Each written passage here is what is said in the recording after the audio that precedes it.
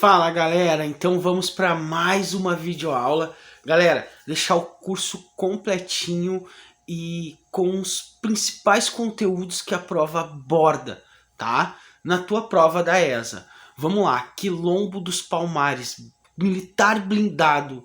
A gente tem que entender que sim, existiu uma resistência dos escravos na questão da escravidão.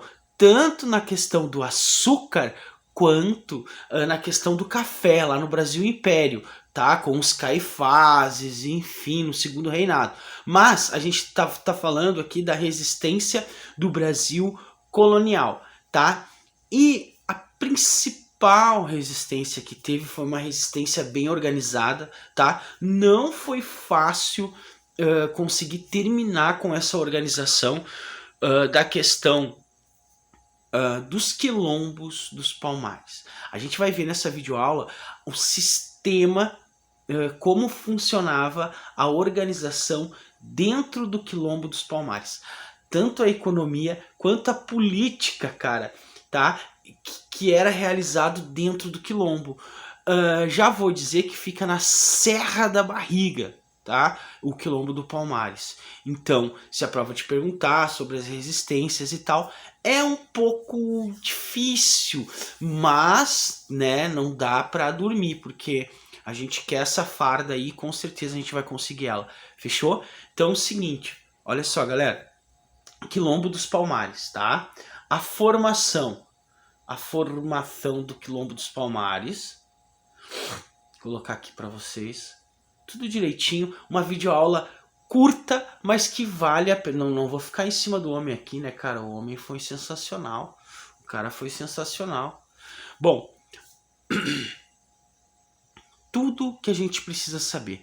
A localização, a formação, tá? Localização na Serra da Barriga.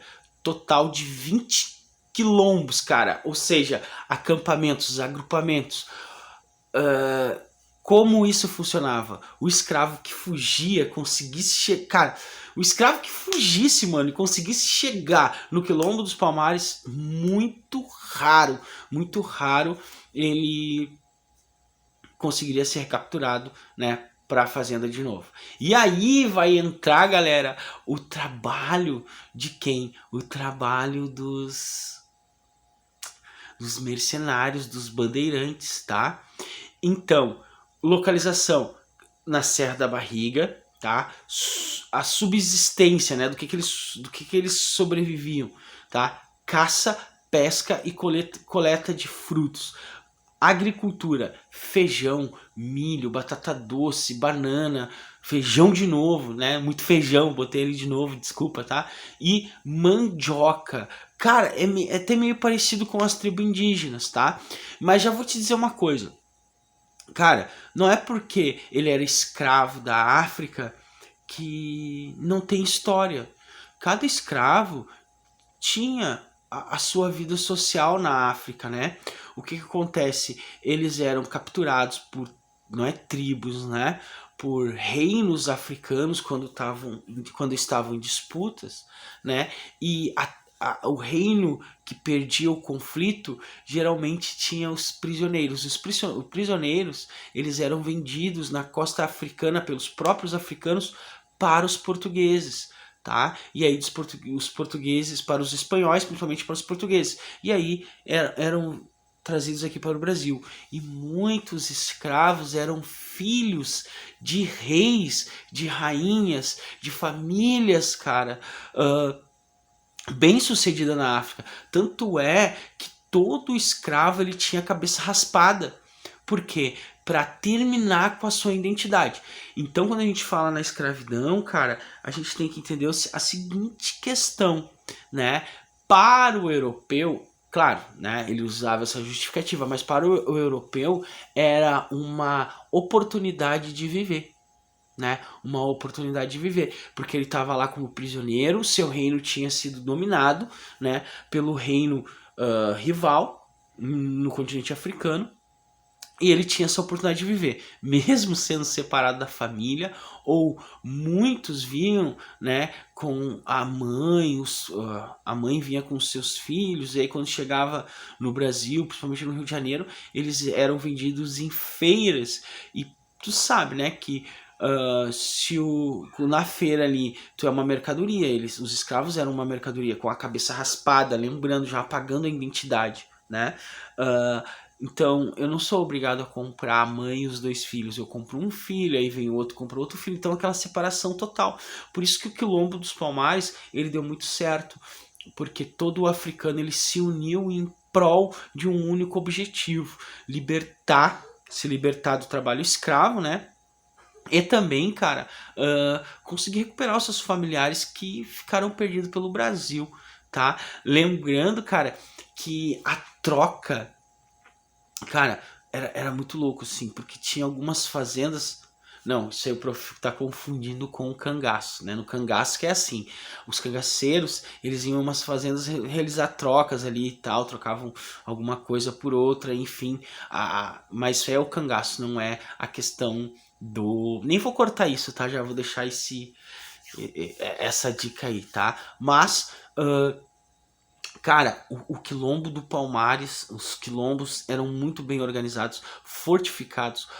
Como muitos eram, cara, tinham descendentes da família imperial, ou seja, os líderes principalmente eram filhos de reis ou de rainhas, tá? O Gangazumba, por exemplo, ele antes do Marquês de Palmares, do Zumbi de Palmares, né? O Gangazumba, ele era filho de uma rainha, por isso que ele foi escolhido como líder, tá? Mas ele acabou pecando, né? Ele acabou mostrando uma fraqueza, e aí armaram uma arapuca lá, envenenaram ele, e o Zumbi de Palmares vai assumir o lugar dele. Fechou? Olha só, isso aqui, galera, ó, é um quilombo, tá? Isso aqui é um quilombo.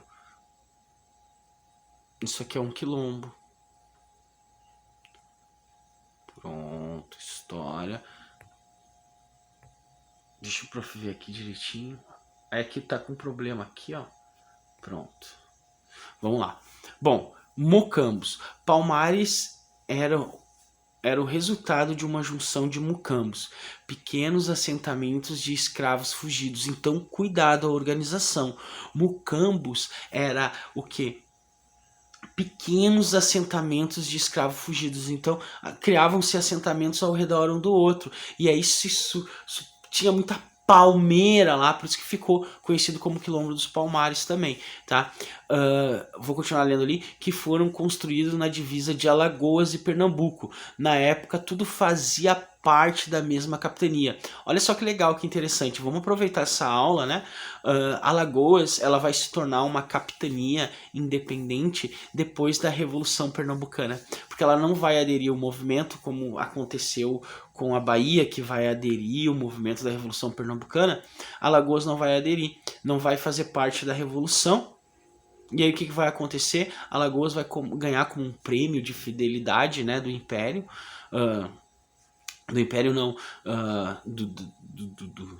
do Reino, né, de Portugal, a sua autonomia, né, política como uma capitania. Lembrando, Brasil colonial, capitania, Brasil Império e província, e Brasil República, Estado, ou seja, virou um Estado, tá?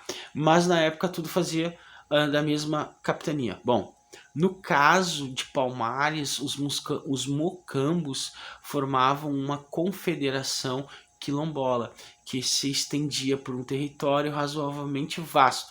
Alguns mucambos que formavam Palmares eram o seguinte: olha só, cada mucambo tinha um nome, é como se fosse uma cidade, uma vila, né? Vamos lá, o Aquatune,